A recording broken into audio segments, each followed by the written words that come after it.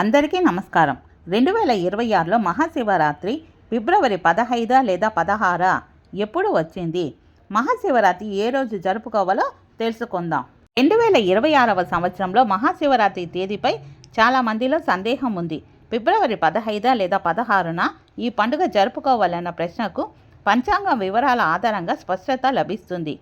చతుర్దశి తిథి ప్రారంభం 2026 ఫిబ్రవరి 15 ఆదివారం సాయంత్రం 5:05 ప్రారంభమవుతుంది. చతుర్దశి తిథి ముగింపు 2026 ఫిబ్రవరి 16 సోమవారం సాయంత్రం 5:32 వరకు ఉంటుంది. సాధారణంగా హిందూ సంప్రదాయంలో ఉదయానికి తిథి ఉన్న రోజునే పండుగగా పరిగణిస్తారు. అయితే మహాశివరాత్రి విషయంలో ఈ నియమం కాస్త భిన్నంగా ఉంటుంది.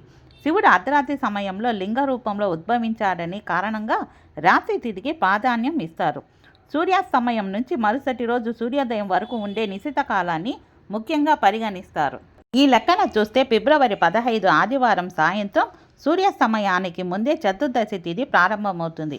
అర్ధరాత్రి సమయంలో కూడా చతుర్దశి తిథి కొనసాగుతుంది. అందువల్ల 2026లో మహాశివరాత్రిని ఫిబ్రవరి 15 ఆదివారం రోజునే జరుపుకోవాలని పండితులు నిర్ణయించారు.